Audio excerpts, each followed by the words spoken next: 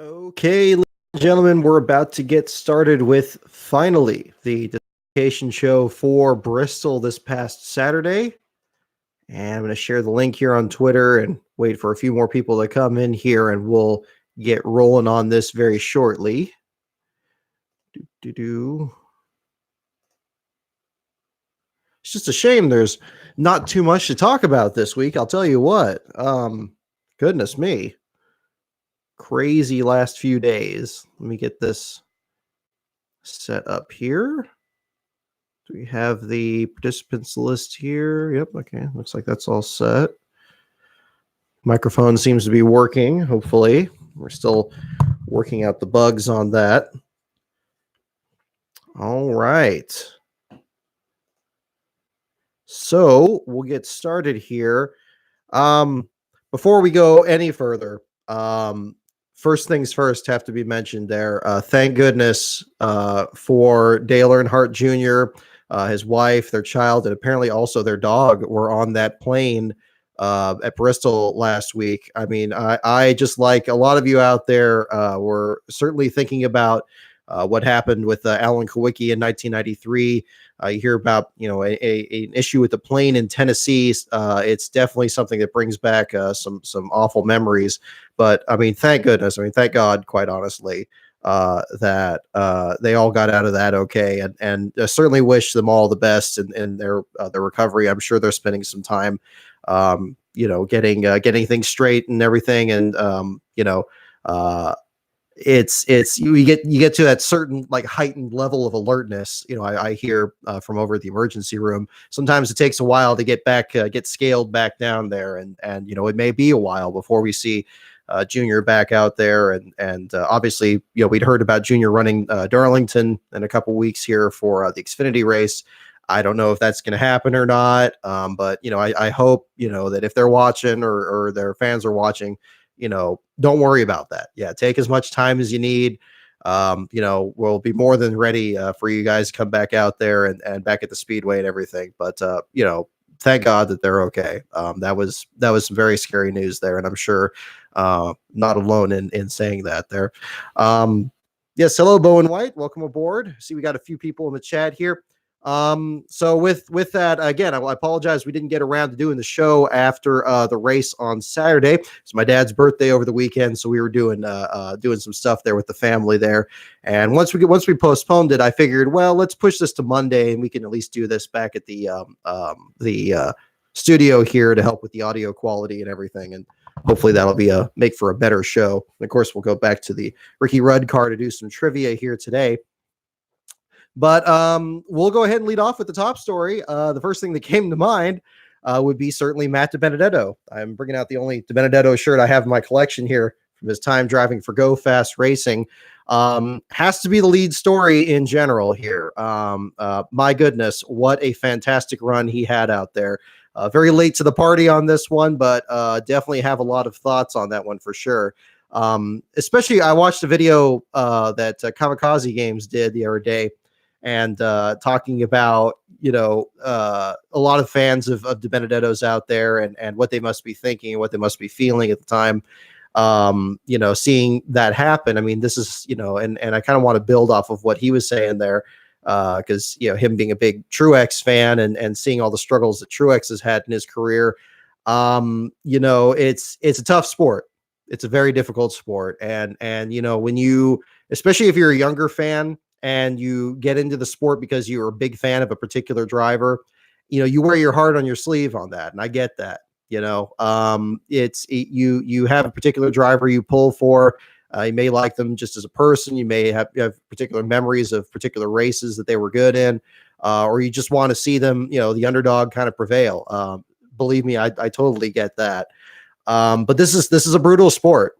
It really is. And the sport doesn't care about a good storyline. You'd certainly hope for it. You would certainly hope that a driver that is about to pull a Cinderella story out of his hat is going to pull it off. But, winning isn't normal. That's a big thing that, I remember from back in my college days there. Winning is not normal. It takes so many things to happen to be in a position that you could actually pull off a victory. So many things have to go right, and so few things can, have time to go wrong. before something like that happens. It's difficult to see in a situation like this, with a guy like DiBenedetto, who clearly is somebody who cares deeply about his position in the sport, who knows that he earned a very top flight ride, maybe not the highest one, but certainly the technical alliance with Joe Gibbs makes the Levine family team, a very good effort there. Looking to do the very best that they can, and feels now that we're, towards the end of the season, that he really needs to capitalize on every opportunity he can get.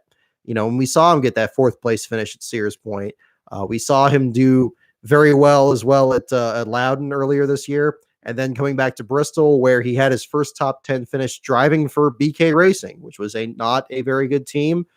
They had some good equipment from Red Bull Racing, but I mean, ultimately, that team's no longer with us, and he's outlived that one. You want to see, if they get in that position, you want to see them do the very best they can and actually get in there and actually pull off the victory. And, we'd seen him, making all these improvements along the way. And, I didn't think about him really in terms of a fantasy pick there, in spite of how good he had been in a happy hour. Bristol Night Race in particular, so many unpredictable things can happen. Even with the changes in the gradient banking and everything like that, it's a difficult place to get your first win. It's not impossible. Ernie Irvin did it in 1990 when he was driving for the Morgan McClure team. That was the first for that team as well. I was in my mind, that was in the closing laps of that. I was just thinking about how great of a story this was going to be. And for me personally, I was thinking, well, gosh, we're going to be covering Darlington in a couple of weeks. It'd be great to go over there and see him, as a Cup Series winner, much like in 2017 when we were there. We were there for right after Jeremy Clements got his first Xfinity win at Road America, and seeing all the press around that, I mean, was fantastic, of course. But it's a difficult sport, and much like Kamikaze said in his video, I will echo this. I've been there. I know what you're feeling. If you're a hardcore DiBenedetto fan out there, especially, I know he's got the big fan support there on Reddit and on Twitter and so forth. A lot of really hardcore fans out there. I get that. And actually, it's going to be, I mean, not to sound like a self-promotion here, but it actually happens to be the next video I'm working on. When I was a kid, when I was about that age, thereabouts, I was a hardcore Jerry Nadeau fan. That was my guy. Late 90s into early 2000s. And you want to talk about a guy that went through a lot of just awful stuff, just trying to get like one win, or just trying to shed off an appearance where people thought he was just crashing all the time and he didn't belong in the sport. That was my guy. So I know exactly what that was all about. And that's actually going to be a video I'm going to be working on after we get back from Darlington, kind of talking about Nadeau's career. And that'll be another thing that we're going to be working on that. And I think the angle that I'm planning on it, I think will fit pretty well with what's been going on with DiBenedetto and his fan base. And certainly this Bristol race brought back a lot of memories. I know Sears Point 2002 is one I mentioned on social media. And that was also in the back of my mind at the end, because I remember a little bit of a preview for the video. In 2002, I was at Sears Point in turn 2 when Jerry Nadeau was leading in that Petty Enterprises car at the closing stages of it. And I've been following Jerry since 98 when he ran off course at the same track, and seeing him pull off that big lead, and he's driving for a team that's never won. I mean, the 44 car, at least at Petty Enterprises, obviously Petty Enterprise is no stranger to victory lane. But very, very similar circumstances, a guy that really wanted to make the most of this opportunity and try to get a win there. And then the rear gear fails at the end of the race, and takes him out just short of the victory.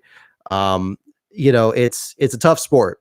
It's a tough sport. And there's some tracks, Bristol, much like Sears Point, is one where a driver could be right up there and be in position to get their first victory, and then something just ridiculous happens. Just like something ridiculous happened to Kevin Harvick in the last place finish battle. And we'll get into that, of course, as well. Mechanical issues, or just a lap car in this case, or any combination of those things. It's a lot to take on. But much like Kamikaze said, I will say also, I've been there too. And if you're still grieving the loss there on Saturday, just know the same thing that I was thinking of after Sears Point. It's like, look, he'll be back. That's one of the greatest things about NASCAR is there's always another race. You don't have to wait for the playoffs or the championship the next year. If your guy is out there just trying to get a win or the first win in years, like Jerry's case was, there's another chance. There's other races up there. And, nobody knew back in 2002 that Jerry was going to have that accident at Richmond that ended up shortening his career. Thankfully, though, the sport is a lot safer since then. I mean, it's still dangerous, of course, but, Matt is a very talented driver. The Levine family racing team is a very talented team. Both of them have come an incredibly long way in their careers. I mean, as I mentioned, the tweet that I posted at the finish of the race was originally going to be my tweet if he actually won. I just had to change the last sentence of it. But Matt's been featured on LASTCAR 20 times. He's finished last 20 times, including taking the Xfinity Series last place championship in 2016. His team, the Levine family racing team, has been featured 7 times. So it's a big situation, where it's an improvement for both the driver and the team. But they've made a lot of progress there. I'm not going to weigh in on the whole thing with Joe Gibbs Racing and the Technical Alliance or the sponsorship deal there. I don't think Bob Levine is getting a fair rap in all this. I don't agree with a lot of the complaints that people have been making at him or saying that maybe he had some hand in not keeping Matt on the team. The thing you got to remember is this is a business. And there's a lot of money at stake. And for that team in particular, there's not a lot of money coming in. I mean, the Procore sponsorship, you realize that wasn't the primary sponsor on Matt's car at Bristol. It was still like a Toyota dealership deal or something like that. I mean, we've seen that with Parker Kligerman's team as an open team. We talked about this with other chartered teams. They're still struggling to find sponsorship out there. And I know Mr. Levine was posting some tweets about just how little that goes towards actual, even like the tire costs for the team. It's dollars and cents. And unfortunately, this is no different than in baseball when your favorite player gets traded to another team, or, in football when maybe, a guy that should be a big draft prospect is like 109th on the list. It's tough. It's tough. And Jerry Nadeau, again, being my guy on that, he was in very much the same position. He was driving for Hendrick Motorsports. Jimmy Johnson wins his first race at Fontana. Next week after Richmond, he's out of that car. And I don't know if it's one or the other. I kind of blamed as a younger fan, I blamed Jimmy Johnson for that. I blamed Johnson's success for them looking even closer at Jerry and getting him out of the car, but conveniently forgetting the same time that, you had Nadeau in that car for a full year after he won Atlanta and the first part of 2002. It's possible something else was going on that I wasn't aware of. And I think we're getting very much the same. I'm seeing the same rhythms going through about Matt DiBenedetto, and now of course, talk about Christopher Bell trying to get a ride. Eric Jones now being locked up for another year in the 20 car, pretty much. So where does that leave with the 95 car? The Levine team not apparently able to expand into a second car. I mean, again, Levine has been very transparent, I think, in the information on that. But it's a difficult situation, and there's a lot of money at stake, and I think there's a lot of aspects to the business that we're not privy to. It's very easy to judge these situations on what we know about, but there's a lot that those of us as fans wouldn't really hear about, or those of or people like myself in media would not hear about either.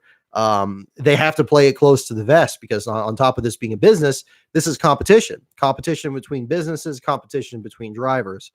And that's the challenging part of all this. It's not, it's unfortunate. And, you get to care about these drivers, you get to care about these teams, you get to care about wanting to see them have their best run. And I get that. I definitely get that. But I think, at the same time, there has to be a little bit of a measured response there, certainly, especially the criticism at Levine. I think that's unfair. Because there's a lot we're not hearing about there. It's an unfortunate. I mean, I've seen the question there, Diecast Emporium, about Matt DiBenedetto versus Christopher Bell. I mean, Bell is an incredible talent. I think he is ready to make the jump. I think that Tyler Reddick is also ready to make the jump, and I'm surprised there hasn't been as much talk about him. I think in a lot of the races, especially the earlier part of this year's Xfinity season, it seems like Reddick has actually had kind of the drop on Bell. Bell seems to have kind of the advantage if he's able to get a big lead. And then, if it's close competition, though, somebody can come up there and like root and gouge and try to get that spot like Reddick. In that way, he kind of reminds me of Kyle Busch a little bit. Maybe that's why it's, the same trend through Gibbs Racing, although Kyle came up through the ranks through Hendrick, of course, first. This is just what I see. I'm trying to follow the Xfinity series more, but that's the trend I've seen lately. I'm very impressed with Reddick. If I had a choice between the two of them, I would get Reddick up there into Cup even quicker. He had, it's easy to forget. He had that run in the 31 car at Kansas and got a top 10 in that. Fantastic. But, Christopher Bell, again, fantastic dirt. There's no disrespect to him. Fantastic dirt racer, Chili Bowl, all that. You go toe to toe with Kyle Larson, you come out on top, and you do that multiple times. That is extremely impressive. It's just, it gets to the point where it's a narrow distinction now in ranking these talents, these coming up the ranks. And it seems like the Xfinity series, we've almost seen the same guys up there, consistently with Reddick and Bell and the other competitors up there. I guess Gregson and the others. It'll be interesting, but particularly those two, I think, are going to be really a big story coming up ahead. Will he be that much better at Levine Family Racing? That's the good question. I think you got to want it. You got to want it. You got to make the most of an opportunity, but it's a different situation there from one driver to the next. I think with Matt's experience, having raced for a lot of smaller teams and having scrapped away at those, I think not only in terms of from a journalistic standpoint, it makes for an interesting story. I think that also factors into how much more he's able to get out of a team like Levine Family Racing, including with the Gibbs alignment there. May not have been a planned situation there, but it just shows like how strongly he'd been performing in, for example, this 32 car. We now see with Corey LaJoie driving it, and LaJoie has done solid in this car too. If you put LaJoie in the 95 car, I think he'd probably do comparably as well as DiBenedetto. I think the big difference with DiBenedetto versus LaJoie in that respect is just how fit Matt is. And I've always, thought about this in the past. It's like, okay, yeah, NASCAR is a very physical sport. Some of these drivers, but it's what's interesting is you can't underestimate the technical aspect of the sport, because ideally, if it was just up to physical strength, then like Mark Martin and Josh Wise and Jimmy Johnson would have like every championship from like the last 15 years. But, it's the technical alliance thing that comes into play, and also just racing luck in Mark Martin's case. Should have won it in 2009, should have won a title in 1990, absolutely. But it's a different comparison there for between these different teams and between these different drivers.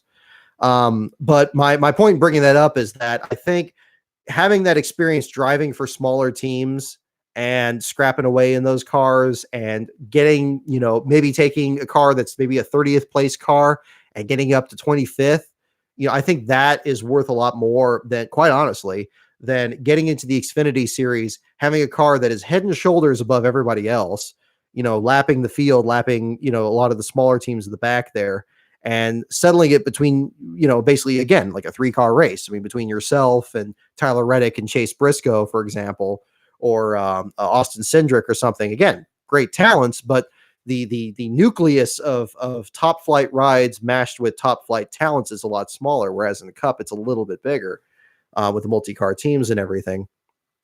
I think that's where the difference is. I don't know if Christopher Bell would do as well as DiBenedetto in that car, just because that background is so different. But of course, I'm judging this on surface level, just on in terms of top 3 experience, levels experience. Of course, Bell has, again, what I mentioned, the Chili Bowl, tremendous short track experience and everything like that. That factors into it. He could very well be like Denny Hamlin in that regard, where a guy that comes up the ranks, running short tracks in Virginia, and then suddenly gets into a Cup ride and he wins a pole in his 9th start. And then he's off to the races, literally. And then, of course, he's the winner you see on back the last Saturday. I think that's the difference there. And of course, and I'm still looking over the comments here also. I think I see the phrase high risk, high reward there. I mean, that's definitely something to think about, because on the other side of that, you think about a driver like Casey Atwood, and Atwood gets picked on an awful lot. It's often forgotten how he was able to wage war with Jeff Green at the Milwaukee Mile when he won his first race back in 1999, and how he parlayed that success at the flat tracks to almost winning at Homestead. Everybody always talks about Homestead being Bill Elliott's win, but it's easy to forget the person he had to beat was his teammate, Casey Atwood. And Atwood was also good at Phoenix before that, and he'd won the pole there. I think that was a situation where you had a driver that maybe was good at one particular kind of track. For some reason, he was good at these flat tracks. At least that's what I recall. But, obviously you got to be the entire picture. And with Bell, is that the same situation? A guy that's good at short tracks, a guy that's good at having large leads. Is that his wheelhouse? Maybe he'd struggle elsewhere. Not sure. But, then again, obviously he's made the adjustment to all the other tracks in the Xfinity series and staying up there in points. But I'm trying to remember if I remember correctly, didn't he get spun out at Las Vegas earlier this year? Like, there was a close race between him and Reddick and the other guys up there, and he just got taken out of it. Could be just bad luck. But, again, how well does that transfer in? How well does that transfer into the average track that most of these guys are running on? And that's really the challenge there. But again, it's a business decision. It's that whole situation there. I know we've talked a lot about that already. But as to what's going to happen with the 95 car, it seems almost certain that they're going to put Bell in that car. Nothing confirmed, of course, but the trajectory of this and the announcement being at this time of year, it used to be even further back in like the glory days in the 80s and 90s. A lot of silly season news would be brewing about this time right around Darlington weekend, and they would really pick up in the stretch to the championship. But it's a tough call there.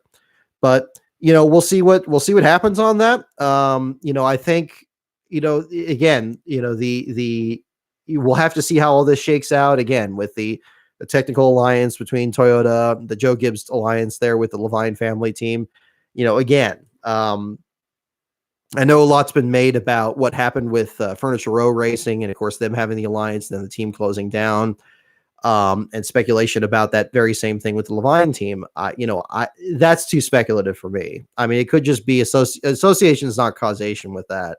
I had tweeted that it seems like that's been kind of the kiss of death, but that's just, it just seems that way. It could be two completely different situations unrelated. And hopefully Levine Family Racing is a team that we see in the sport for a very long time. Unlike Furniture Row, they don't have to deal with being out in Colorado. I know they're based out of Texas originally, so there's some difference there. They originally Levine Fenton Racing, even further back when they were fielding cars in the ARCA series as well as in NASCAR, when they had David Starr drive, again, Starr being a Texan driver, they're running the car even further back.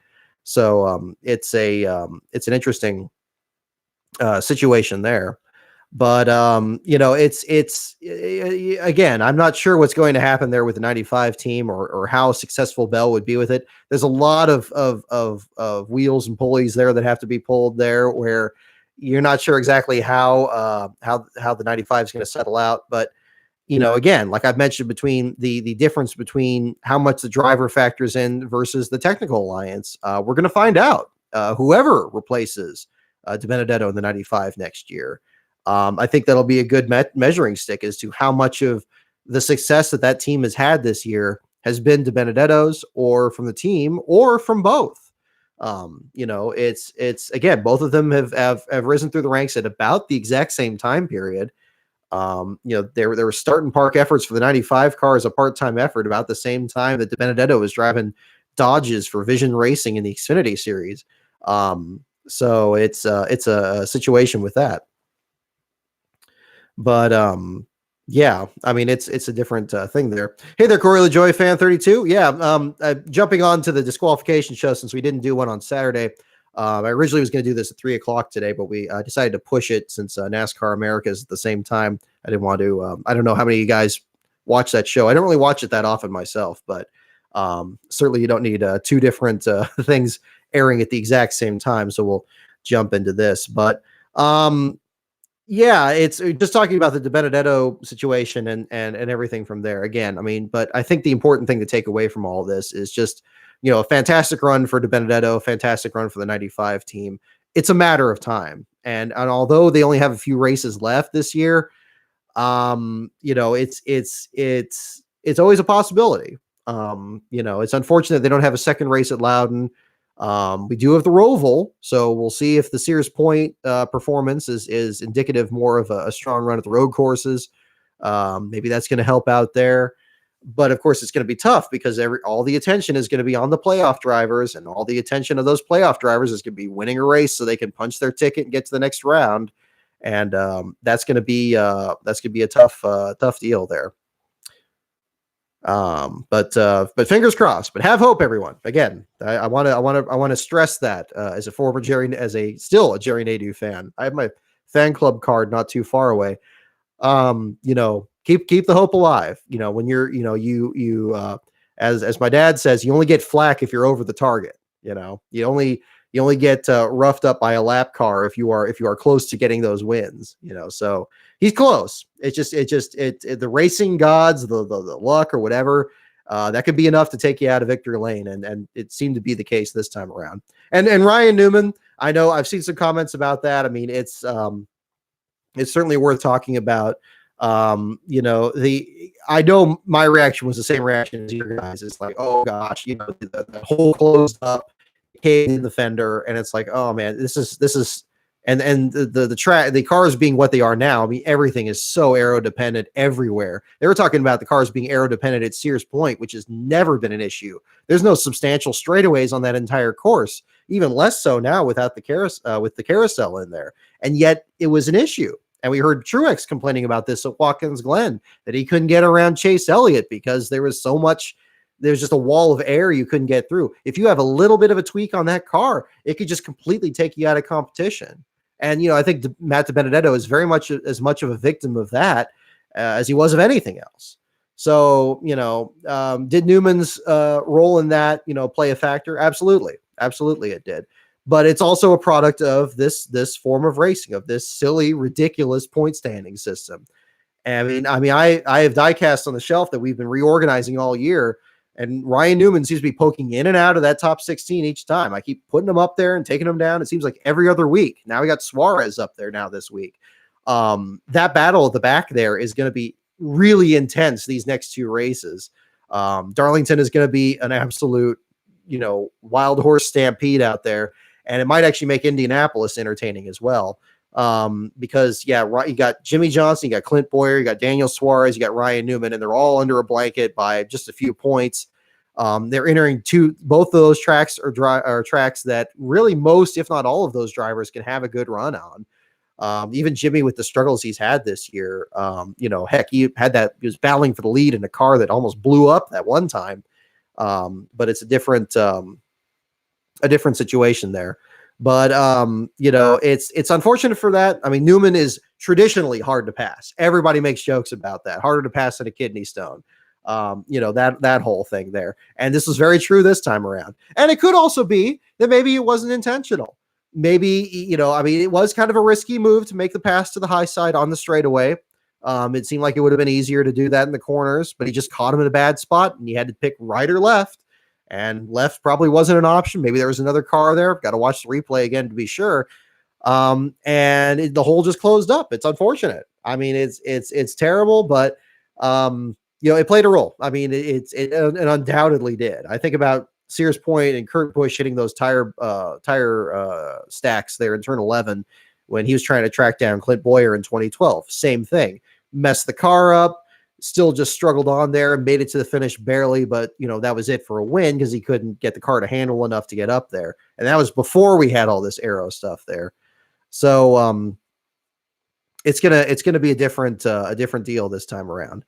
And then again, and Matt has played his cards pretty close to the vest there. I mean, he's very happy-go-lucky guy. But at the same time, when something, he's very emotional. He definitely wears this stuff on his sleeve, much like his fan base there. And again, that's not a bad thing. but that interview that he gave there on pit road, I mean, oh my goodness, that one belongs in the same pantheon as Darrell Waltrip's after Pocono in 1998 and Rich Bickles at Martinsville later that season, the ones from the video we did a couple months ago. Raw emotions there. And, he's gained apparently a ton of followers on Twitter, justifiably so. It's almost unfortunate the Cup Series is off this weekend because I think that NASCAR could really use that to ramp up getting people more attention. Although the advantage, of course, is that we are going to get Matt running this weekend, and he's going to run the Joe Gibbs number 18 car. And that'll follow into what we'll talk about here shortly with William Saki, our ARCA correspondent, is going to be covering the event out there. He was just credentialed this past week, and he will be up there at the track, both on Friday and on Saturday. So that story there will definitely be one thing that we'll be looking at there, in addition to the last place battle. So so I think NASCAR lucked out there to have Matt have another ride this weekend. Maybe not in the Cup Series ride, but certainly in one of the top rides there in the Xfinity Series. Seeing okay, let me make sure I get it right. It was Jack Hawksworth, right? It was Jack Hawksworth, the former Foyt driver that was driving the car at Mid-Ohio, the number 18 car, and now having a good run this time around. So, we'll see what happens that weekend. And that'll be interesting. So I think we've hit the DiBenedetto thing pretty hard and fast there. I definitely want to start off with that because I know I've been chewing it over since Saturday night, and I'm sure you guys have as well. But just to kind of put a bow on it there, don't lean on like Joe Gibbs or Bob Levine or those guys. I mean, it's a business decision. It's unfortunate. He's a great driver. He's going to find a ride. I've seen so many guys in that position, maybe not in this race, but so many guys. I mean, having a great run is enough in a lot of cases, even in today's NASCAR, to help you find a ride. And it's going to be harder now, because there are fewer quality rides out there. Thank goodness for people like Rick Ware that are trying to field extra cars out there. It would be nice if the bigger teams were able to do that as well. It's unfortunate that we're now down to 36 to 38 cars on average each week.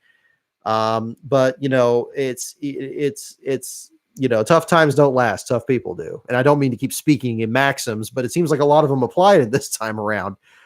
With Matt there, and he'll find a way to get there. But be patient with the system there, and hopefully something will come about. And again, this weekend in the Xfinity race, that's gonna be another great audition for him. The rest of the season is gonna be auditions between that, Darlington next week, and then the run, the other events after that. And we're gonna be there to cover that for sure. Between Williams' coverage in the Xfinity race and then my coverage next week at Darlington. And we'll definitely catch on from there. Let's see. Let me check this here as well.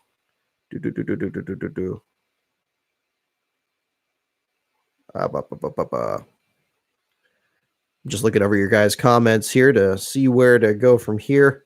Bad Booking, thank you for a comment there on the JD McDuffie book there. I a ways into it there, so thank you again for checking that out. Again, if you get a chance after you finish with it, definitely leave me a review on Amazon. That helps myself and my publisher a lot. My publisher really stresses that because they're a small company, and anything that helps get it more attention is definitely appreciated. And we're going to do, we don't have another book signing set up yet for the JD McDuffie book in the coming weeks. I know there's going to be a lot going on in Darlington. But for those of you who are going to be at the track, if you do not have a copy of the JD McDuffie book, I will have copies with me. I'm going to be bringing some with me. We're in the process of packing some this weekend. And that also applies to our Canadian friends out there. If you are a Canadian Tire Motorsports Park, I will also have copies just with me, but nothing official if you're interested in those. And those will be for $20 a piece. And I would be happy to sign those for you as well. As also, if you have a copy already and you want to bring that to the track and have me sign it, I am A-okay with that. We'll do that, and that would be fantastic. I know I've had a couple people reach out to me since we made our official word about our coverage the next 2 weeks, and that will be a good deal with that. And with that, again, for those of you who don't know, I know I posted on Twitter earlier today. I mentioned Williams coverage at Road America this Friday and Saturday. I will also be at Canadian Tire Motorsports Park for the Truck Series weekend, as well as the NASCAR Pinty's Series on Saturday and Sunday. We will be at the track those days with our friend Robert Taylor, and it's going to be a lot of fun with that as well. So that's that would be that's going to be interesting there. Looking over the comments here, I'm just looking at Diecast Emporium. You had a question about Stewart-Haas Racing. Would it be wise to kick Suarez to the curb and put DiBenedetto in the 41? Well, that's an interesting choice there. I'm not sure. That would be. It's unfortunate that, again, it could be argued, quite honestly, that Suarez is in a very much the same position this year that DiBenedetto would ordinarily be in next year, because Suarez had that run with Joe Gibbs Racing. He had one good run in particular at Pocono, starting on the pole, finishing second there to Kyle Busch. I believe that was also the year, if I remember correctly, he ran well at the the Monster Energy Open, the open race for the qualifier. Seemed like he was right in the thick of it there. Maybe, not quite ready for prime time in the 19, but he had a very strong start to this year in the 41. Again, just putting him back in the top 16 after the action at Bristol there. I think he's done solid. I think he's done comparably well to Matt DiBenedetto. Certainly Matt's runs have been more spectacular than Suarez's this year. Suarez has been a little bit more consistent, perhaps due to a better team that he's running on, whereas Matt has had very good runs, not to mention being much closer to victory lane this year at Bristol.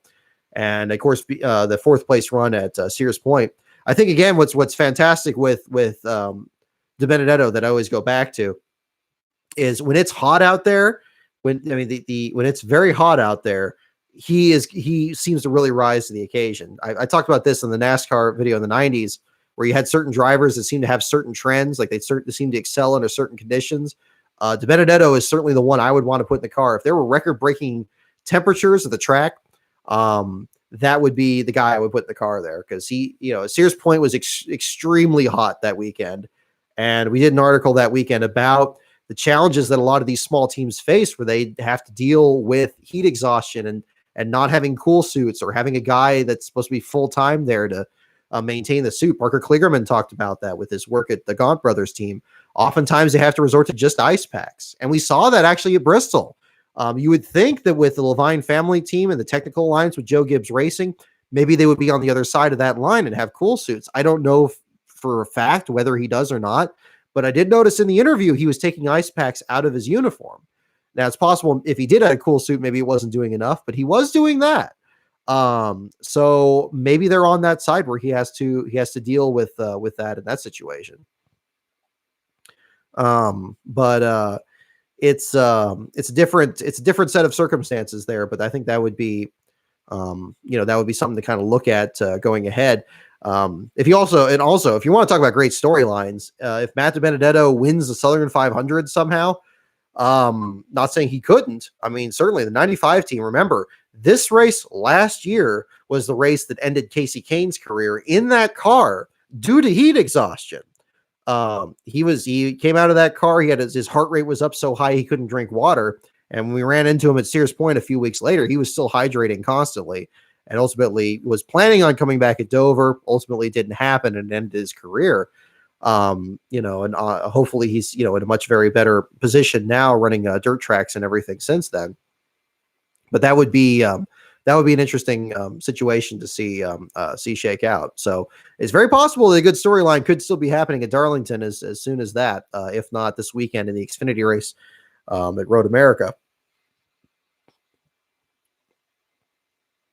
The discussion I'm seeing here about Custer going to Stewart-Haas, it seems like that's almost all but certain. The Biaggi Denbest team and the alliance there with Stewart-Haas Racing, running the double zero. Or I guess I'm tangling those two together. There's the Denbest team and the number 98, and then of course the double zero there with Custer. And it seems like he's positioning himself for a ride at Stewart-Haas. Whether it's between Suarez or Boyer, I mean, I don't know. I mean, Boyer is having just miserable luck. It seems like he's hitting the same walls that he missed the last couple of years here, and has returned to just having a lot of struggles there. I think Slapshoes did a video where make sure I'm attributing it to the right YouTube user. talking about the success there with the situation with Boyer there, and how consistent he's actually been, or if he's really consistently a championship challenger. I know the last time we were at Darlington was when the car broke down, or just something just conked out on the car, and he had to get pushed to the garage area. Ultimately, ended his night there, and very close to his championship bid as well, getting into the playoffs. So it's it's tough to say. It seems like they're going to find a seat for Custer there too, because he's right in that same group. I apologize not mentioning him earlier. I was drawing a blank on that between Reddick and Bell seeming to get the most attention. Custer seems to be very much the third one there in the trio, with Cindric and Briscoe not too far behind. But it'll be interesting to say. But I don't know if it would be a favorite between Suarez or Boyer for that spot. I mean, Boyer's got a lot of experience and, a number of wins in his glory days at Richard Childress Racing. Although it seems like, it's kind of interesting to view that as a throwback in and of itself. Whereas Suarez is still very much getting his legs under him. Seems like he's had a much better year this year in the 41 than he did last year in the 19. He's actually now again in playoff contention versus being kind of an outside threat last year in the 19 car. Maybe that'll turn out for there, but not sure. Would he go back to Front Row Motorsports and replace David Reagan? I don't know. I mean, that's just a complete guess there, but certainly one of those things that's possible if it's going to maintain a technical alliance with Ford. By the way, again, a sheer glut of news last week. Have to definitely mention, again, David Reagan announcing his retirement, at least from full-time competition at the end of this year. Congratulations to him. Wanting to spend more time with his family. Certainly can't fault a man for that, especially with we saw his family there at the track there at Bristol. It's somebody mentioned this earlier and it blew my mind because I could have sworn that he'd missed some starts.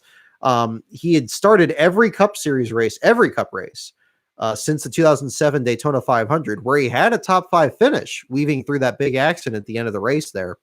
So a great run for him. I know the Front Row Motorsports team may not be the top, the best ride out there. Obviously, he struggled with other teams as well, driving for BK Racing. He was Kyle Busch's relief driver for a brief time. But hey, the guy has 2 wins. And we've talked about other drivers that just have 1 win and then never again. I mean, a guy like Brett Bodine or, Jerry Nadeau, again, going back to that. The man has 2 wins, and they were at super speedways, but look at a lot of people who haven't won at super speedways, one or the other. And to not just win with Roush when they were, having a good run there. Oh yeah, Michael Waltrip Racing. Yeah, there we go. Goodness, yeah. I mean, again, really, really diverse resume at that point too. Yeah, wasn't he in the trying to remember? Was he relieving the 55? In 2012, because I know there was Mark Martin and Vickers in that car. Did Reagan drive in relief of Vickers when he had the blood clot issue? I'm having to think back on that. Yeah, I'm not sure offhand because I know okay, so there was that. So yeah, see, there you go. Kind of a super 2015. Okay, so yeah, a super sub, very much in that case. And those are the kind of drivers that they don't really get get the same call as a lot of these other guys. But it'd be interesting thing. I'm looking at the list there too. Appreciate the reminder there, Ultimate 23 Dragon. So mentioned David Reagan. We mentioned Bailey Curry, talking about him. That sounds like that was just an honest mistake there. I mean, he's taking a medical supplement, like all these drivers do, and getting ready for Bristol. You certainly can't fault him with, again, all the heat issues there. But clearly it ended up being a treatment that, had an illegal substance in there that was caught up by NASCAR's drug tests. And so they put him out of the circuit. I think he's been very transparent with that. So I hope that he's going to get back on the circuit soon. I know he's been helping out a lot of these small teams out there. You hate to see that happen, especially for these smaller teams there, because it's they need all the hands and all the help they can get. But hopefully that's going to turn around for him, and we'll see what happens coming up. It's unfortunate to not see him on the injury list for Canada this weekend, but I think there's going to be some interesting stories to still follow on that end. Yeah, Eric McClure going through some stuff. I mean, thoughts and prayers with him as well. So much that he's been dealing with. Goodness me. Yeah, just too much stuff going on there this last week.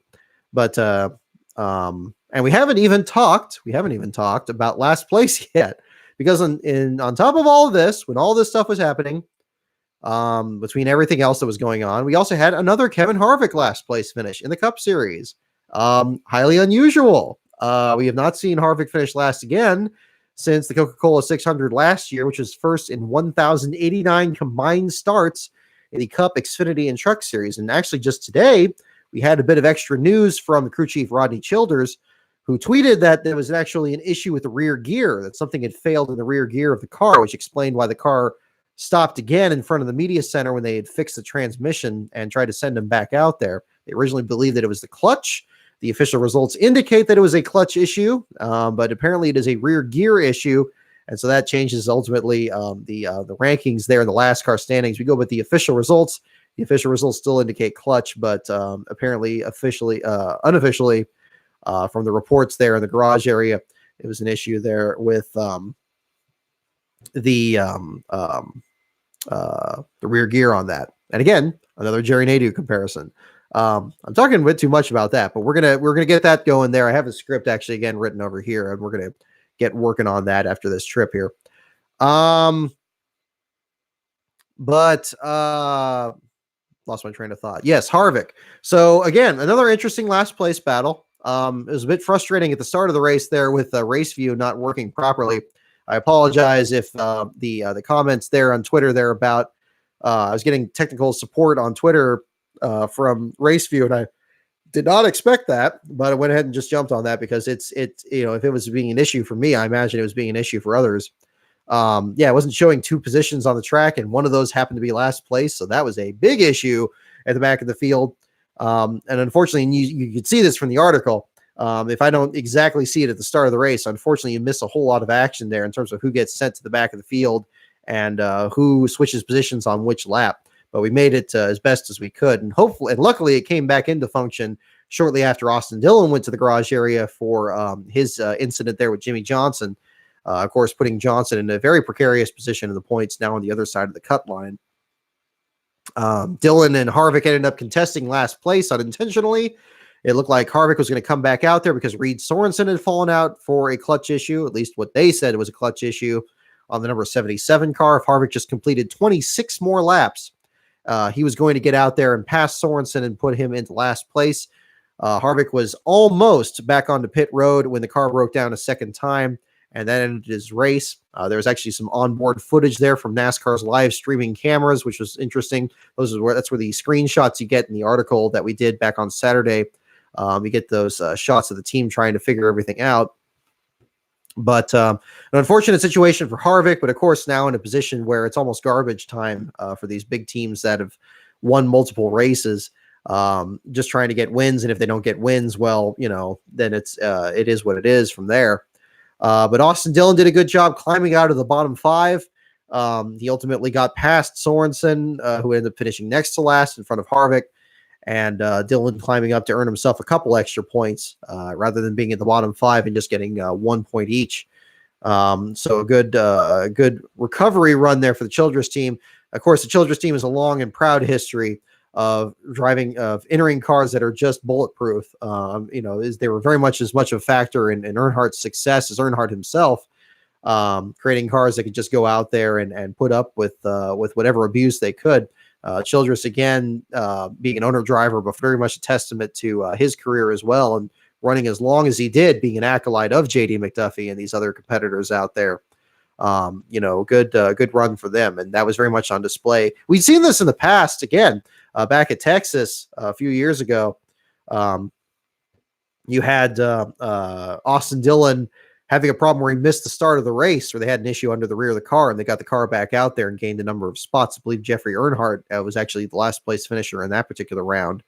But the Childress team seems to really get their cars back out there when they can. Seems like one of the few examples, though. Paul Menard had a couple of last place runs there with them before he left the 27 team there. Those have been seem to be some of the few runs that we've seen for Childress struggling at the back of the field, at least in recent years.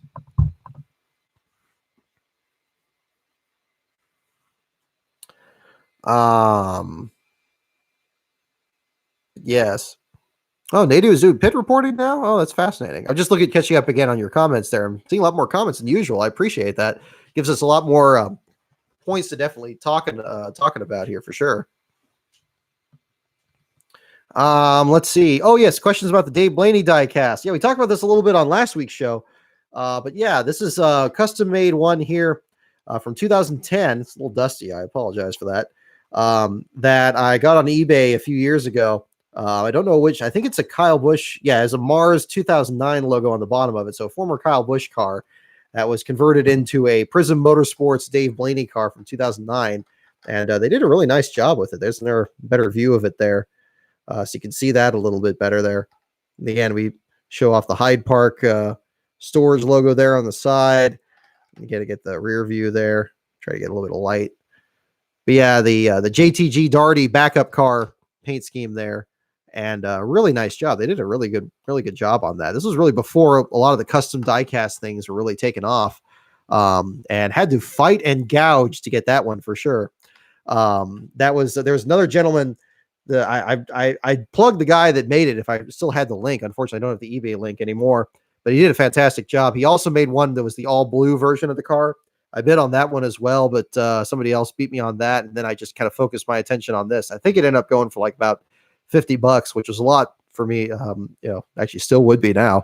But I'm glad I got it because now it's something that we can put into the foreground here for the disqualification show. I'm glad I finally have a good place to show it off along with my piece of Jeff Green's car from 2013. So yeah, yep. And that's exactly right. Corey LaJoy fan. Yeah. The team that became HP Racing LLC or Phil Parsons Racing in the years after that. Let's see. But yes, but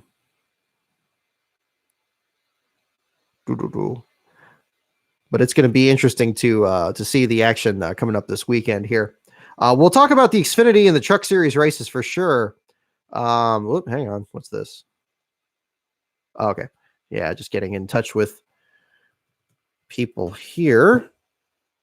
One thing that immediately comes to mind, if we can't talk about the Xfinity race without talking about yet another underdog in that one, and that would of course be Timmy Hill, who tied his best super speedway finish at Bristol of all places in a very interesting partnership with Hattori Racing Enterprises. And that's an interesting one. And apparently from the preliminary entry list that I've seen that was just posted today by Bob Pockris, apparently that alliance is going to continue into Road America this weekend. And there is an ARCA Series driver that is going to be driving the number 61 this weekend. So I don't know the parameters of this, but it was really surprising.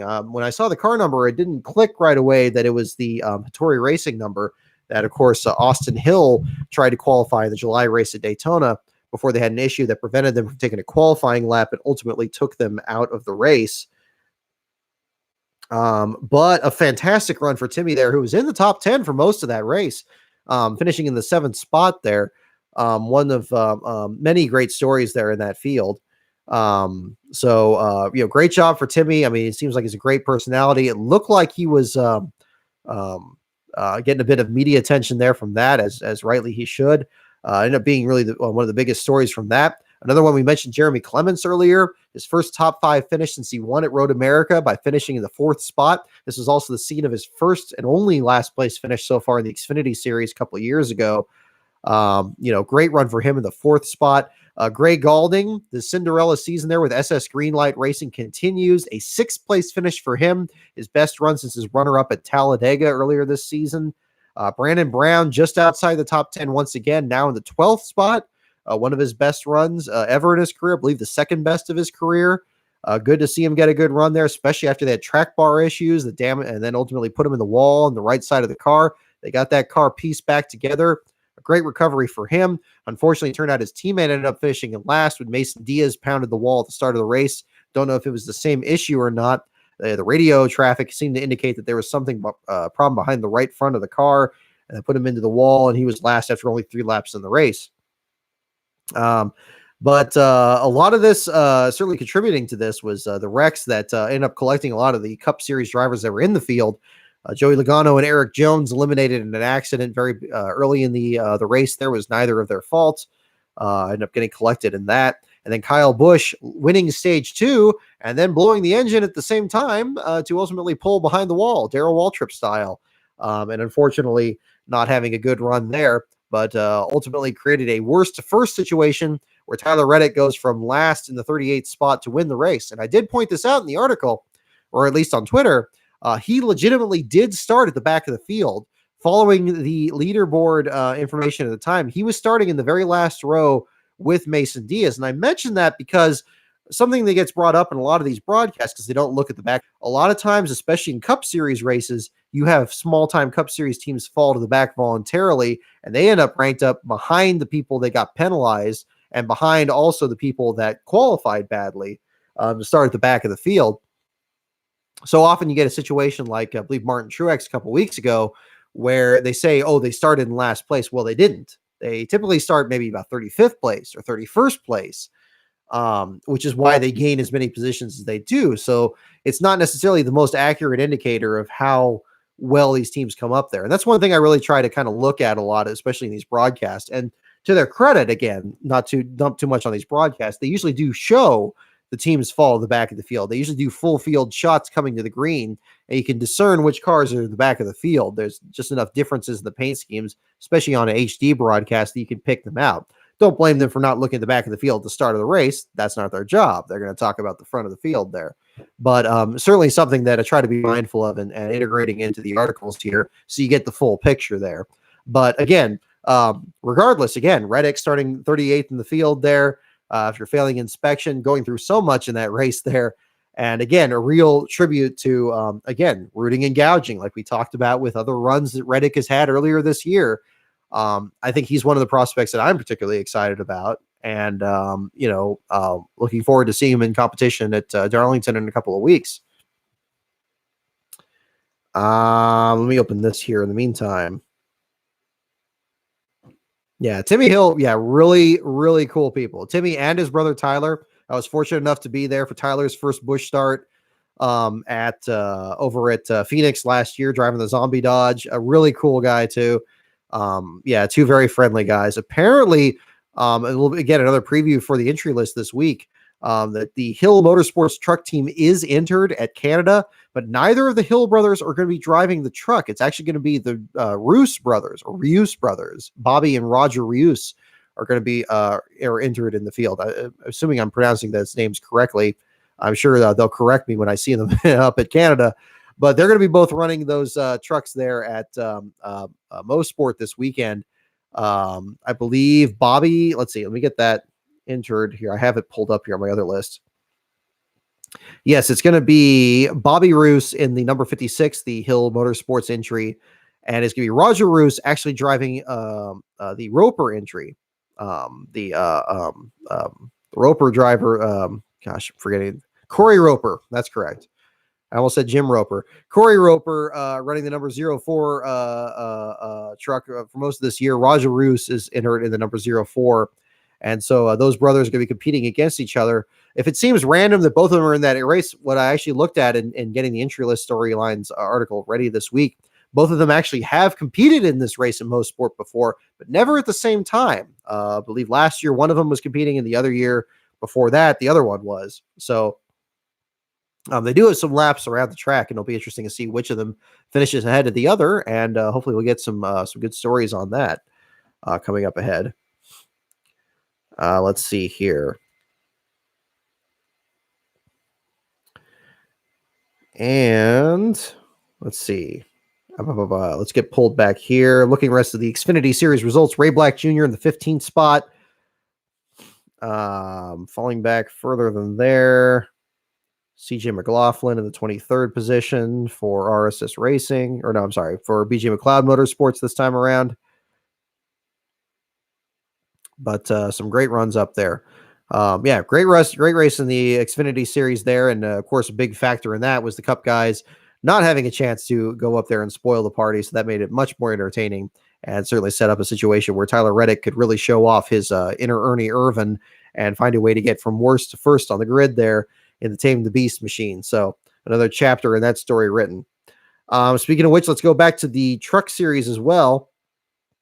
Before we do that, I just want to give another mention to Eric Jones. I know we talked about him in the past for the Cup Series here and the strong runs that he's had at some of the tracks coming up. Certainly was an indicator there at the end of that Bristol race. If not for that contact into the outside wall, racing Matt DiBenedetto for position, it seemed like he would have been very much a factor there in that finish. I think it would have been really cool to see which of those two would have prevailed. Two very young, in the words of Dr. Jerry Punch, competitive spirits in those two Gibbs cars competing for positions out there and having a good run there. Unfortunately, didn't get the good run to show for it, but Darlington may be a chance for him to rebound as well, certainly going into Indianapolis, where he's also had some good runs in the past before. Let me get a little water here.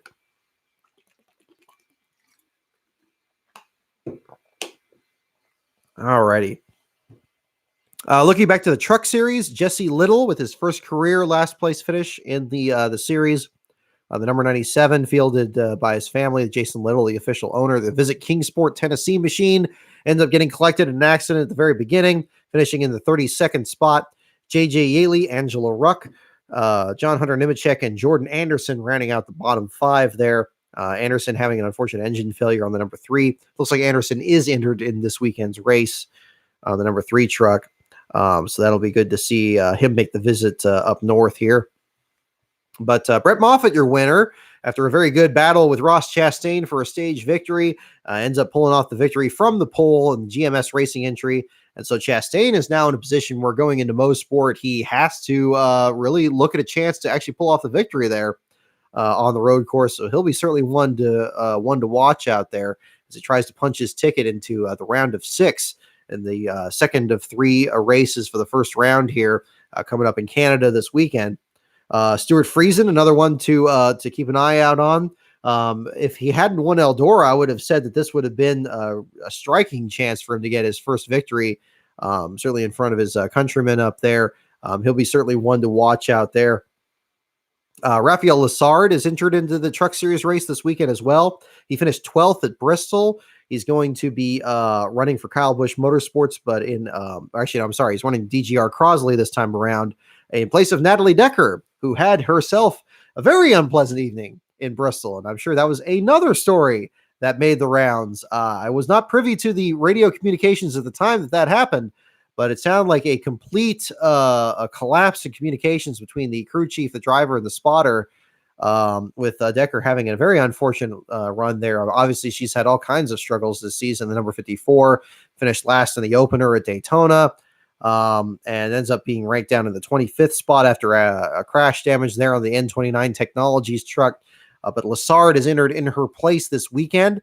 We don't know if that's the one race deal just for the Canada race. Again, Lessard being a Canadian competitor in the Pinty Series. In fact, won his first ever Pinty Series race earlier this year at one of the short tracks up there.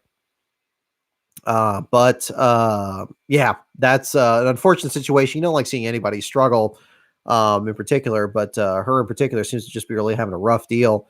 Hopefully after this weekend, maybe things will kind of reconcile and they can make another push there towards the end of the year in September. But so far, at least, she's not entered in this weekend, and Raphael Lessard entered in the number 54 truck for DGR Crosley.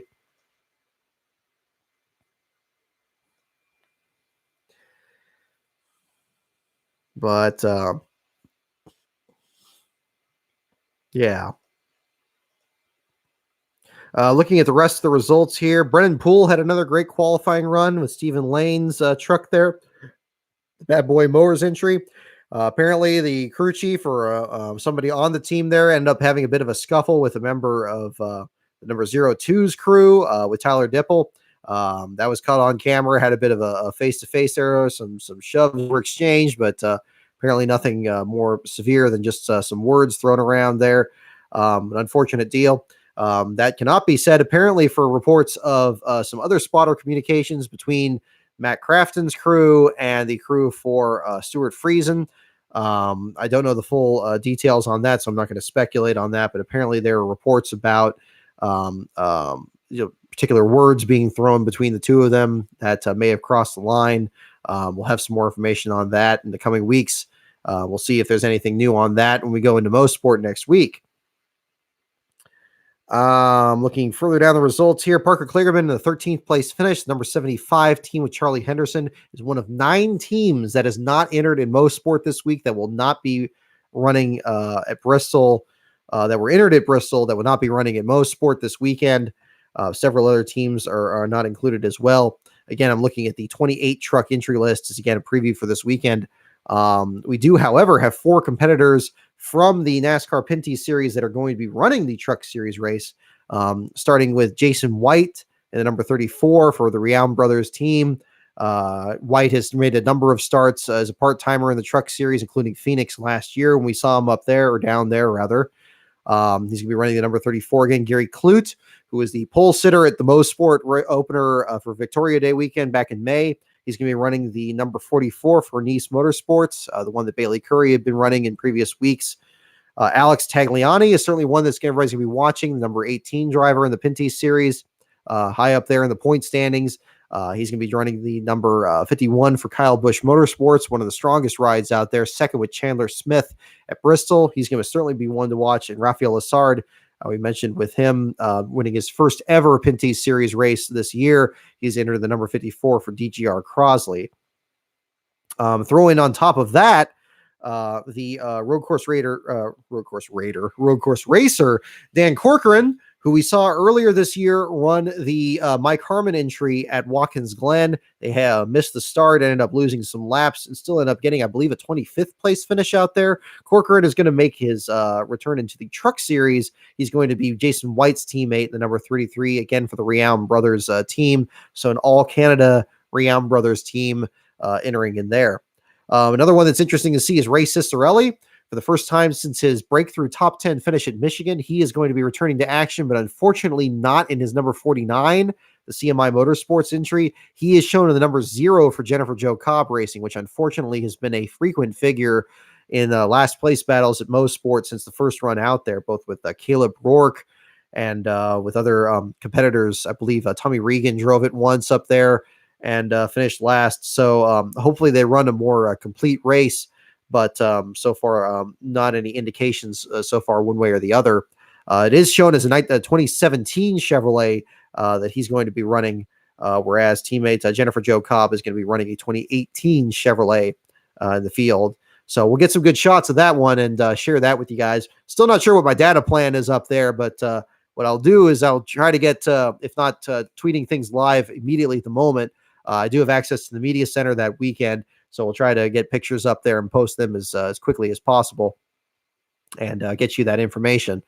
So we'll get that all set up there, and that's going to be really exciting. We're definitely looking forward to that, bringing LASTCAR.info north of the border and doing it the same weekend that Williams is going to be doing his coverage of Road America. It's going to be a fantastic weekend. I hope you all definitely stay tuned in to both my Twitter feed at LASTCAR on Brock, as well as to Williams at Williams Soquet, Soquet. The links are also on my Twitter page there. You can check those out as well. Yeah, Road Course Raider. I like that. You know, the reason I'm saying that, I watched the Raiders Hard Knocks thing yesterday. Really enjoyed that because I think back to Jimmy Johnson's 2 Weeks to Race Day thing that they did on HBO a few years ago back in 2010. Really enjoyed that, if you don't mind the plug for that as well. All right. A lot of last lap incidents in Canada. I foresee the same thing happening on Sunday. Yes, I do. In fact, one thing I'm going to be doing for much of the first part of that weekend on Saturday is scoping out a best way to look at that final turn coming to the start-finish line, because that turn has single-handedly made Most Sport absolute must-watch television. That run down the Andretti straight into that final chicane, and then that extra little straight that gives you just enough time to get along somebody, but not enough time to clear them, has created quite a bit of intrigue in the recent years. Of course, you think back to John Hunter Nemechek and Cole Custer grinding their trucks to bits in the dirt, trying to get to the start-finish line before the other. That is going to be really something to see. And then you go back even further, Chase Elliott, who is now one of the top guys in the Cup Series, rooting and gouging with, dumping a guy up front there to get the victory there. Of course, the incident that ultimately got somebody suspended permanently from the track for slapping Max Pappas.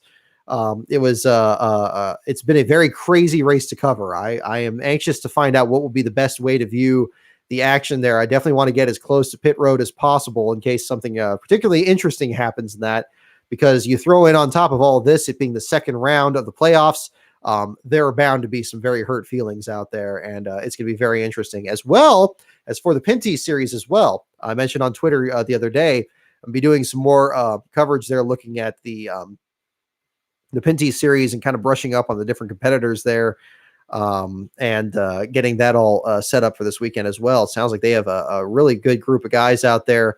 Again, mentioning the 4 competitors that are going to be jumping from the Pinty series into the Truck Series race this weekend. Big thank you also to Matt Weaver for his excellent coverage of the Pinty series on Twitter this year. I can't guarantee my coverage will be up to quite his level, but we'll certainly do the very best we can to cover that event there as well. It's going to be really exciting, and very happy to be covering that there. Big thank you to the folks at Canadian Tire Motorsports Park, as well as to the folks at Road America for having William over there for this weekend, and get you guys some coverage this weekend, and hopefully some more information there from the back of the field. It's going to be very exciting. Let's see. Looking at everything else here, we're going to get to trivia here pretty soon. Haven't forgotten about that. We're going to wrap this up here with that in a little bit. I'm just seeing if there's anything else that we want to cover here, anything else I'm missing from the action at Bristol. I know we talked quite at length about Matt DiBenedetto, as well as the other small teams throwing their hat into the ring, especially the Xfinity Series race. And looking further back here,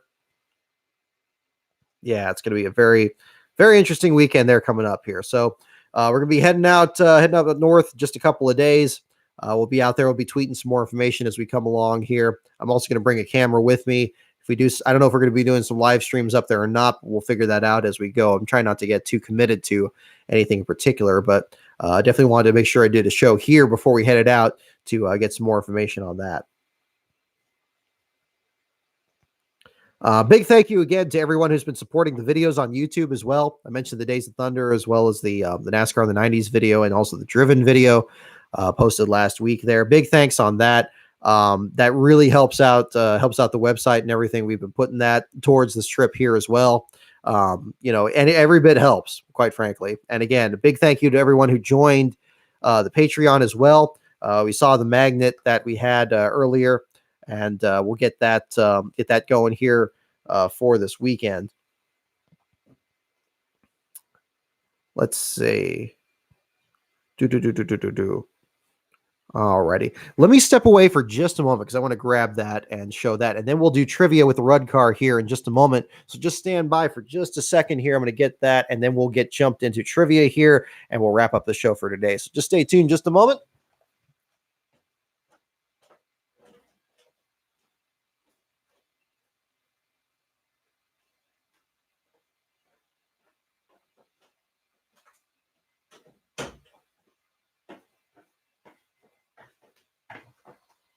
Alrighty, I want to give a chance to show this off before we close the show out here today as well with the trivia. This again is the magnet that's going to be going on the back of the rental car this weekend. I know I've been talking a lot about this, but I think it was important to actually show the thing in itself. Let me move this over here. We got a lot of moving parts here, so we'll try to show it off. It's much bigger than I thought it was going to be. I was planning on one for maybe about 8.5 by 11. Turns out this thing is quite large. So there it is right there. This is going to be going on the back of our rental cars. Oh, I hope it's not interfering with the microphone. It just occurred to me about that. Let me move it over here, maybe. So this is going to be going on the back of the rental car. Anybody who's already in the Patreon, everybody whose name's on here, they're on there. Anybody else who joins the Patreon, even during the trip, will write your name on here and enter you into a drawing to win this. And we will mail it back in the same envelope here in my lap as soon as we get back from the trip, complete with dirt, the road grime, and anything else that's on the thing after the trip to do with as you please. You could slap this thing on the refrigerator even. It's one of those huge things on there. But that we'll take some pictures with that along the way and do a little bit of a NASCAR sponsorship of our own. And as always, have some more content for you guys in the Patreon and so forth. So let me set that aside for now. And we will jump into trivia. How about that? Alrighty. So, alrighty, we're going to use the Ricky Rudd car for trivia this time around, because on the trip, we're going to bring the Trivial Pursuit one that we've had in past other episodes in the dark room for that. So if we do a live stream, we'll try to bring some trivia in there. But we'll start with this, because the Tricky Ricky that we're going to be using this week is going to be the one again. So if everybody's got their hands on the buzzers, we'll go ahead and get started and see what the next question is. Let's fire this bad boy up. I should probably get some backup batteries for this. I haven't done that yet, but that would be, I don't even know which kind this takes, but we'll figure that out. Okay, it has fired up. All right, everybody ready for the first question of trivia today? Let's jump right into it. True or false? We're going to clear this up. True or false? Wheel weights are not used at Martinsville. Now that's interesting. True or false? Wheel weights are not used at Martinsville. Wheel weights. We have a yes. You have any other guesses? True or false? Wheel weights are not used at Martinsville. I'm going to learn something new here too. I have not the foggiest. It almost sounds like it would be false, because or it would be true that they're not. Let's see. Wheel weights are not used at Martinsville. The answer coming up, true. Wheel weights are not used at Martinsville, at least as of 1998. Now, isn't that interesting? Now, I'm not the most technically inclined person out there. In spite of, I can tell you about things breaking in these cars, because that's too often what we look at. But anybody more technically inclined than myself that would like to venture a guess as to why you do not run wheel weights at Martinsville? I mean, is it an issue with maybe not having the inner liner, perhaps, or difference in speed? It's an interesting situation there, but apparently, yeah, you do not run wheel weights at Martinsville. So, or at least they didn't used to. Maybe that's changed in the couple of decades since then, but interesting situation there. Let's jump to the next question here. How many races did Ricky Rudd win in 1983? How many races did Ricky Rudd win in 1983? How many races in the Cup Series did this man, right? Well, let me get it back in the camera. Let's bring the microphone over here. How many races did Ricky Rudd win in 1983? We have one as a guess. We have one as another guess. Do we have any other guesses here for how many races Ricky Rudd won in 1983? Not seeing any other guesses. Let's check here. The answer is 2. Ultimate 23 Dragon, you got it there. 2 wins. So not just the one at Riverside. Interesting response there. True or false? Water-cooled brakes are not allowed. Question mark. Oh, here we go. Now here we go. Here's another technical question. A lot of technical questions on this one. Water-cooled brakes are not allowed in NASCAR. True or false? Any guesses on that? Water-cooled brakes are not allowed in NASCAR. So if true, they are not allowed, and if false, they are allowed. Okay, I'm seeing true on this. True on the board says true so far. The answer is true. Correct. So no wheel weights at Martinsville and no water-cooled brakes anywhere. Got it. Interesting. Okay. All right. Well, let's rock right along right here. Who was the first woman driver to compete in a NASCAR race? Now there is somebody that's regarded as the first woman driver, or the first lady of NASCAR, if I remember correct. But who was the first woman driver to compete in a NASCAR race? Who was the first one ever to compete in a NASCAR race? You have to search your memory on that. Jump right in. We got Sarah Christian.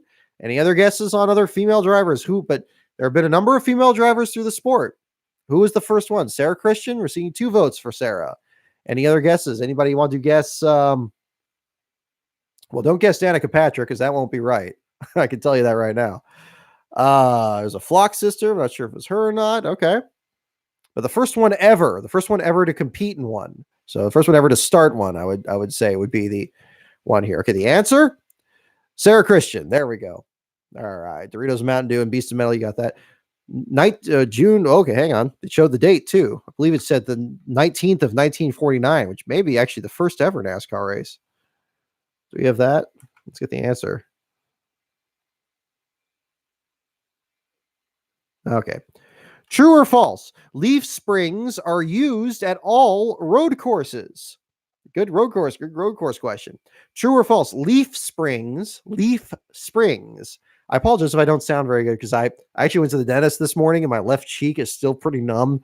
So I apologize if I sound like I'm that scene out of Wolf of Wall Street where they take the lewds and they're all dragging each other off the floor. It's like that. Ugh. Take care of your teeth, folks. You don't want to take care of that. Leaf springs are used. Are used at all the road courses. Leaf springs. We have true. We have false. The answer is false. Leaf springs are not used. Period. Ever. Wow. There you go. It even cleared that up. I love this thing that actually has complete sentences. Leaf springs are not used. So okay. So apparently, like you see it on like trucks or anything like that, or on wagons. Like you go even further back, but leaf springs are not used in these cars. Probably explains the rough ride in a lot of these things. All right. How many races did Ricky Rudd win in 1984? How many races did Ricky Rudd win in 1984? How many races did Ricky Rudd win in 1984? We have one. Do you have any of your guesses on number of wins that Rudd won in 1984?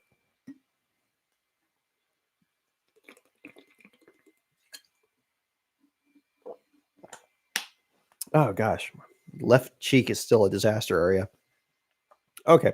One win. We have several picks for one win. The answer is one. The field gets the points. There we go. We used wheel weights at Bellevue, Kansas before they cut the bank. Well, how about that?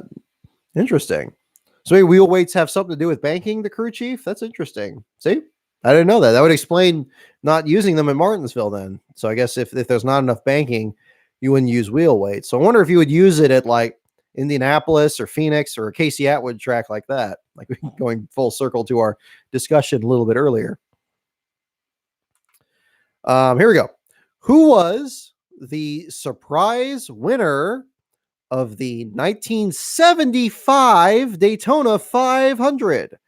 Who is the surprise winner of the 1975 Daytona 500? I think you may know this person from a few different ways in the sport. The surprise winner of the 1975 Daytona 500. Let me get up my LASTCAR stats here because I want to pull up something here. Benny Parsons, the king of cool. Good answer. That's a good answer. Should show that on here too. Oop, come on. Let's get the right chart up here. Seeing votes for Benny Parsons. Scroll this down. Oop, too far. I don't know this from memory, so I want to make sure I pull this up correctly. Benny Parsons, I believe you guys are correct, but let me just make this. I want to get this other statistic pulled up here. And yes, the answer is Benny Parsons, period. Okay. I was going to pull up the last place finisher here, who was Warren Tope. His first ever last place finish, crashed out after 3 laps. The 1975 Daytona 500, his first ever last place finish. There we go. I'm going to keep these up too. I'm going to try to do that with some of these race ones here and get you the last place stat as well. Kind of tie things here and do that. So Warren Tope, not Derek Cope, and the other, no relation, just kind of rhymes. Okay. Where did Ricky Rudd win his only race in 1984? Oh, a follow-up question earlier. Okay. So we established earlier that Ricky Rudd only won one race in 1984. What track did he win that race on in 1984? What track did, or where exactly did Ricky Rudd win his only race in 1984? We have a vote for Atlanta. We have a vote for Riverside. Any other guesses? Tracks that were around in 1984 that Ricky Rudd competed on, and which one did he win on? He only won one race that year. We got my thumb on the button. We'll get the vote here in just a moment. Any other guesses? The answer, Richmond. Richmond. There we go. Certainly no stranger to victory lane at Richmond. Oh gosh, well that would make sense. That's 1984. That would be when his eyes were taped open, right? Yeah, after the Bush clash that year. I think so. That was 84, if I remember correctly. Yeah, that makes sense. See, it stumped me too. I followed this guy back in the day, but not as closely as Jerry, but that'll be another story for another day. Okay, true or false?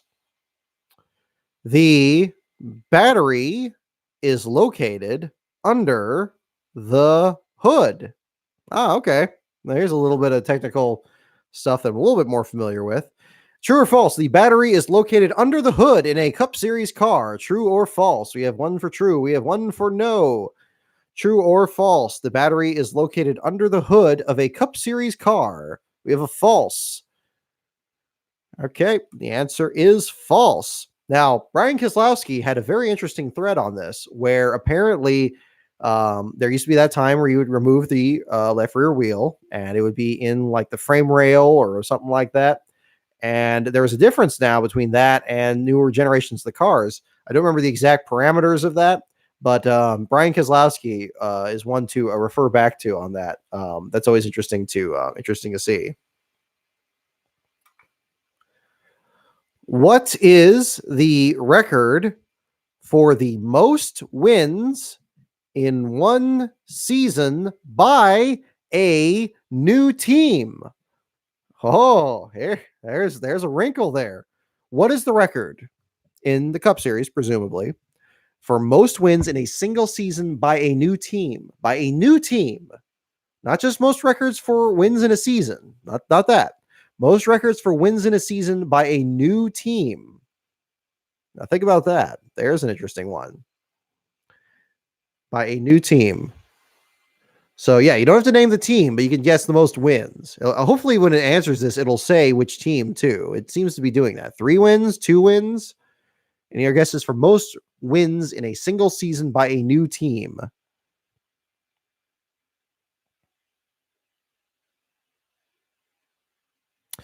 Oh, the crew chief, just check out your comments there. So yeah, it doesn't have to do with the banking. So okay, so is it a different factor that factored in with the wheel weights? That'd be interesting to see.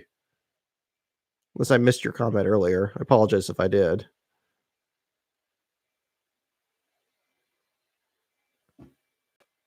What was your 45 or 55? Okay, let's make sure we get the answer to this one. Okay, the record is 18 in 1955. Tim Flock driving the Carl Kiekhofer car. There's a good voice. There's a good pick. There's a good pick. So the Carl Kiekhofer team in 1955 with Tim Flock. Well, okay. I didn't even think about Kiekhofer, but that makes perfect sense. I mean, they were the Joe Gibbs Racing at the time, just grabbing up as much talent as they could and putting them in those cars. That's an interesting one. All right. Why was the 1975 Dover race stopped after 140 miles and completed the next day? All righty. Why was the 1975 race at Dover stopped after 140 laps and moved to the next day? Why was that race at Dover? What was the reason that the Dover race in 1975 was moved to the next day? We have rain, we have fog. I mean, could this be a tie-in? Did they have a lightning clock back in 1975? Probably not. I would imagine that would seem to be more a recent creation from the tragedy that happened at Pocono a while back. By the way, certainly hoping Felix Rosenquist is doing better after that crash at Pocono, on top of everything else that happened this week. There was that as well on Sunday. So certainly sending out well wishes that direction as well. Because of fog. There we go. Ultimate 23 Dragon. You got it. So fog, the Chris Buescher's biggest fan, was also a factor at Dover in 1975. and push that race to the next day because of fog. Let's get a few more questions here. How many races did Ricky Rudd win in 1985? I guess we're moving 1 year at a time with this here. So how many races did Ricky Rudd win in 1985? How many races did Rudd win in 1985 is the latest question on here. Ricky Rudd, driver eventually of the number 10 Tide Ride, but not in 1985. But how many races did he win that year? 4 we have as a guess. Any other guesses on how many races Ricky Rudd won that year in 1985? Okay. I could feel my cheek again, but I could also feel my lower right tooth is not in a good place. 4 wins. Let's see. One win for Ricky Rudd in 1985. It's kind of the amazing thing with Rudd to really talk about as an aside here. Of course, his streak of 16 straight seasons with at least 1 win included some of the most dominant seasons in the sport's history, including Bill Elliott's dominance of the super speedways in 85. You think about Jeff Gordon's dominance in 1998. These were seasons that Rudd still managed to squeeze off 1 win, and often in rather dramatic fashion. So kudos to the man from Chesapeake for all those victories there. Next question. What was the official retirement date of Richard Petty? What was the official retirement date of Richard Petty? The official date. So month, day, year. The official date of Richard Petty's retirement. Guesses on that. I won't spoil it there, but probably a lot of you know because it also had something very, talk about a busy news day. Imagine what Twitter would have been like in the 1992 Hooters 500, which, and I believe you are correct there. Yes, November 15th, 1992, Doritos and Mountain Dew. And indeed, that is the answer, November 15th, 1992. So, yeah, just imagine you had people on Twitter going back and forth about who was leading the most laps and trying to argue about that. And that would be an interesting thing there. Are we going by announcement or last race? That's a good question. This one is going by the last race, but we went by the announcement, the one that was in October, I believe, before North Wilkesboro in 1992. I actually have a question for the King about that. I'm hoping to, if he's at Darlington, I'm going to try to track that down because I want to get some more information about the Fan Appreciation Tour and how that came about. I meant to follow up on that during the JD book, but didn't do that. Hopefully we'll get some more information on that coming up ahead. All right. Who was the team manager for number 99 Exide Ford in 1998? Team managers. Oh, I don't know that. Or is this a trick question? Who is the team manager for the number 99 Exide Ford in 1998? The team manager. Okay, now this separates the statisticians from the real statisticians. If you can remember the team manager for the number 99 team in 1998, you are a god among men, I will tell you. Steve Meal, there's a good guess. There we go. I like your comment there, Beast of Metal. That's good. Richard Petty fans. Stan, that's good. That's good. Who is the team manager for the number 99 team in 1998? The Exide Ford, Jeff Burton, of course, that year. Let's take a look. Buddy Parrott. Buddy Parrott would not have guessed that. Buddy Parrott, certainly no stranger to the sports history. Had an interview on the NASCAR Scene Vault podcast not too long ago, if I remember correctly. Buddy Parrott, the team manager for the number 99 team in 1998. That's the fascinating thing with NASCAR. These guys, you think they retire from being crew chiefs or drivers or pit crew members, and they never go very far. It's kind of like football that way. Again, thinking back to that Raider thing the other day. Fascinating stuff. Well, let's do a couple more questions. I see there's only about 5 people in the chat here. I appreciate you guys hanging on here. We'll do a couple more questions here. We'll wrap it up here because I know it's getting kind of late on, well, not too late, but it is a Monday night. I want to keep this up going here. Let's do a couple more. What year was Martinsville changed to asphalt? What year was Martinsville paved, basically? What year was Martinsville changed from dirt to asphalt? What was the year that happened? What was the year that Martinsville changed from dirt to asphalt? We have 1976 for Beast of Metal. Any other guesses on when Martinsville was paved? 1976 is one guess. Any other guesses on when Martinsville was paved? Do not spend too much time. I will assume that you, like me, would have looked at Google in the meantime. I'm sure you'll get the answer here pretty soon. 1976. Any other guesses for when Martinsville was paved? 1976, the guess so far. I'm not seeing anything else right now. We'll go ahead and jump into this. 55. That's the year they put concrete in the turns. 1955. Yeah. Okay. So what year was changed to asphalt was the exact phrase. So it was not necessarily that it was put in the corners. You say 1955 now. Okay. Let's see. Answer coming up. 1955. There you go. Your second guess was correct. There you go. All right. We're wrapping up here. We're going to wrap up with one more question here. And then we'll close out here for tonight. Thank you all for tuning in. Let's do one more to wrap things up as we had finish up from here. Where is Daytona International Speedway located? Who's buried in Grant's tomb? Where is Daytona International Speedway located? I might do one more after this. That's a little too basic.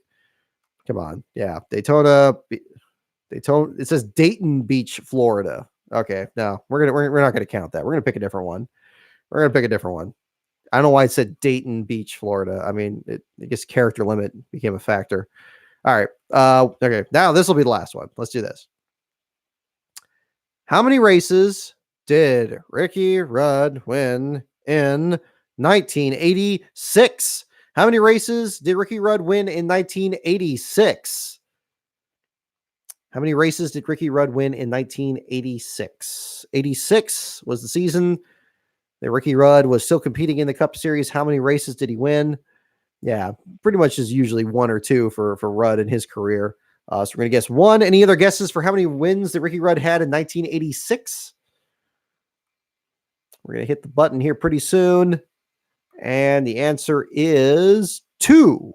2 wins for Ricky Rudd in 1986. So we're going to go ahead and wrap up here.